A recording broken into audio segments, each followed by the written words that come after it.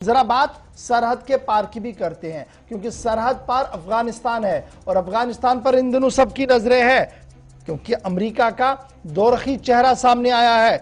दोहा के अंदर यानी कतर दोहा के अंदर तालिबान के साथ बात, और अफगानिस्तान आते आते काबुल में काबुल फोर्सेस यानी अफगान फोर्सेस का साथ दिया है।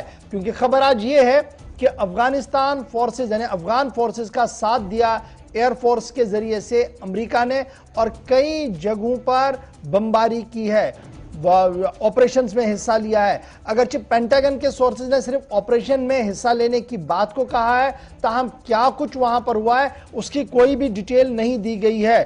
पेंटागन के स्पोक्स पर्सन जॉन कैरबी की तरफ से यह साफ कर दिया गया है जो कुछ किया जा रहा है यह इंटरनेशनल कमिटमेंट है अमेरिका की कि हम तालिबान का जो एग्रीमेंट है उसे भी मान रहे हैं, लेकिन जो लोग हमारे साथ थे काबुल के अंदर करजाई हुकूमत, उसे भी हम तन्ने तनहा नहीं छोड़ेंगे। इस वक्त ग्राउंड जीरो की जो बड़ी खबर है वो ये है कि अफगान फोर्सेस जो है वो लगातार सरेंडर कर रहे हैं तालिबान रिजीम के सामने, और तालिबानी फोर्सेस 80 से 85% इलाकों के अंदर पहले ही आ चुकी है।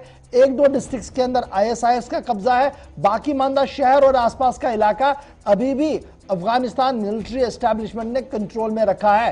ताहम अफगानिस्तान से जो बड़ी खबर इस वक्त सामने आ रही है कि असला की बहुत ज्यादा किल्लत अफगान फोर्सेस को उठानी पड़ रही है, और यही वजह है कि मुख्तलिफ शहरों के अंदर जहां पर भी फोर्सेस का आना रहता है, जहां पर भी तालिबानी फोर्सेस आते हैं वहां पर या तो एक दो घंटे लड़ाई होने के बाद सरेंडर किया जाता है, या पहले ही अफगान फोर्सेस सरेंडर हो जाते हैं। सीधे चलते हैं जी, हमारे डिफेंस कॉरेस्पॉन्डेंट हमारे साथ ज्वाइन कर चुके हैं, राजेश जी हमारे साथ ज्वाइन है। राजेश, बड़ा इंपॉर्टेंट ये है कि अमेरिका का पहला जिक्र किया जाए कि दोहा कतर के अंदर तालिबान के साथ चाय पी रहे हैं, दस्तखत कर रहे हैं, एमओयू साइन कर रहे हैं, और जब अफगानिस्तान की बारी आती है फौजें वापस भी जा रही है। बगराम हवाई बेस को खाली कर दिया गया, लेकिन चलते चलते आज एयरफोर्स का सहारा, मदद अफगान हुकूमत को।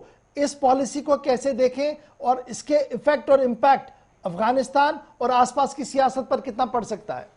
देखिए, सबसे पहले तो मैं इशफाक ये कहूंगा कि अफगान से जब तालिबान अमेरिका से निकलना था, दोहा में बातचीत चल रही थी, तब तालिबान ने वादा किया था कि हम शांति रखेंगे, हम जो है शांति के साथ सत्ता में भी आएंगे, सरकार के साथ बातचीत करेंगे।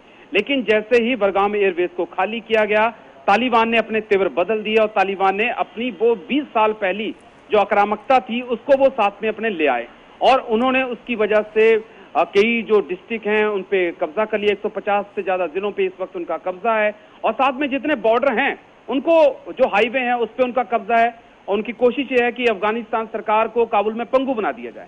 लेकिन अहम बात यह है कि अफगानिस्तान अपनी बात से बदल गया, और अमेरिका ने जो शांति की बात कर रहा था पहले तालिबान के साथ, उसने भी अब एयर स्ट्राइक की है और एक कड़ा संदेश देने की कोशिश की है कि अगर तालिबान अपनी हरकतों पर इसी प्रकार से बना रहता है तो अमेरिका भी एयर स्ट्राइक करेगा। अमेरिका कभी नहीं चाहेगा कि अफगानिस्तान की सत्ता पर पूरी तरह से तालिबान काबिज हो जाए।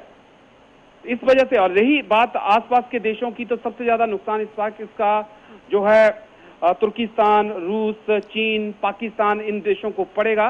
भारत दूर है, लेकिन भारत के लिहाज से अगर हम देखें तो 3 अरब से ज्यादा हमारा वहां पे निवेश है, उस पर काफी बड़ा संकट है। लेकिन भारत कोशिश कर रहा है, और 27 जुलाई को अफगान आर्मी चीफ भारत भी आ रहे हैं, और हमारे एनएसए के साथ उनकी मुलाकात भी है, साथ ही आर्मी चीफ से भी वो मिलेंगे। उस दौरान कुछ तकनीक पे बात हो सकती है, सेना की मदद लेने पे बात हो सकती है।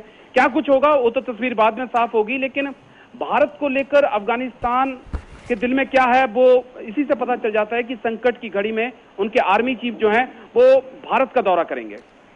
उस पर मैं आऊंगा, ये आर्मी चीफ का दौरा कब हो रहा है और कितना ये है, लेकिन खबर जो ग्राउंड जीरो से आ रही है वो ये है कि अफगान फोर्सेस को असला की कमी पड़ रही है।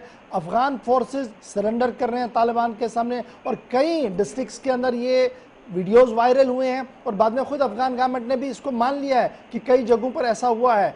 अगर ये सिस्टम ऐसा ही चला, और इस वक्त पाकिस्तान के अंदर भी कोई बेस नहीं है अमेरिका का, अमेरिकी फौजें लगातार जा रही हैं, तो क्या हम ये माने कि आने वाले दिन बहुत ज्यादा खूनी हो सकते हैं कश्मीर, लद्दाख, कंधार के अंदर?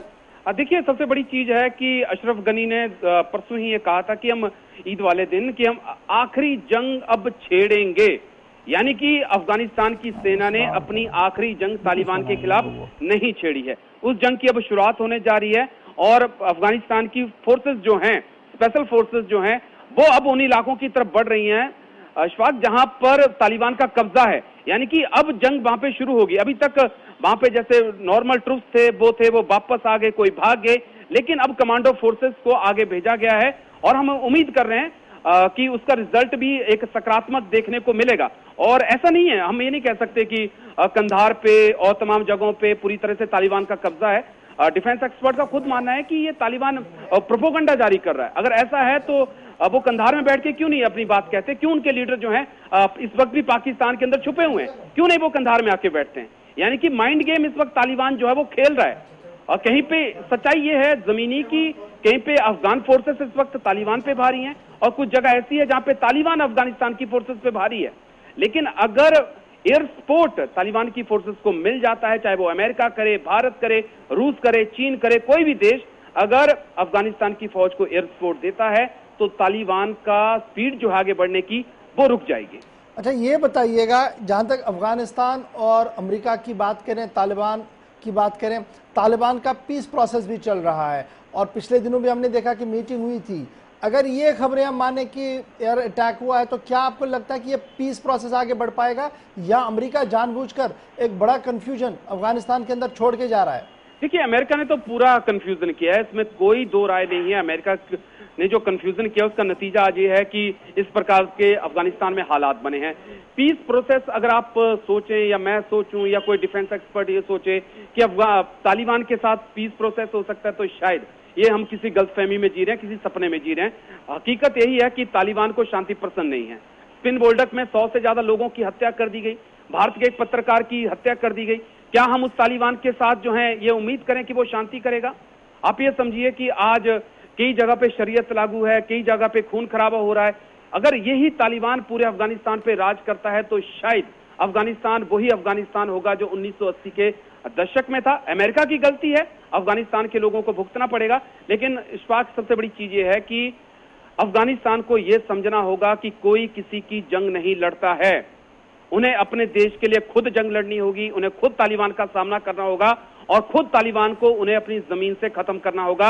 अमेरिका, रूस जैसे देश आएंगे, अपना फायदा उठाएंगे, चले जाएंगे। ये पहले भी हुआ, आज भी हुआ और आने वाले वक्त में भी होगा। बहुत शुक्रिया जी हमारे साथ ज्वाइन करने के लिए। राजेश, फिलहाल खबर यह है कि हेलमंद प्रोविंस है जी, जहां पर एयर स्ट्राइक की खबर सामने आई है और अफगानिस्तान फोर्सेस को बाज़ाब्ता तौर पर अमेरिका की तरफ से एयर स्ट्राइक की मदद की गई, जिसके बाद पेंटागन के बयान के मुताबिक कई तालिबानी मारे गए हैं। ताहम कितने मारे गए, क्या मारे गए, इस हवाले से कोई भी खबर सामने नहीं आई थी, लेकिन पेंटागन के स्पोक्स पर्सन जॉन कैर्बी की तरफ से यह कंफर्म किया गया कि यूएस की तरफ से एयर स्ट्राइक किया गया अफगानिस्तान के अंदर।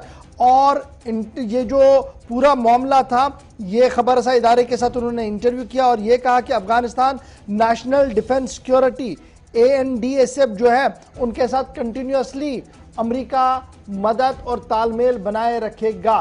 तो ये खबर थी जनाब अफगानिस्तान की, जहां पर तरह तरह की खबरें जो है वो आ रही हैं, जहां पर हर दिन और हर साथ एक नई बात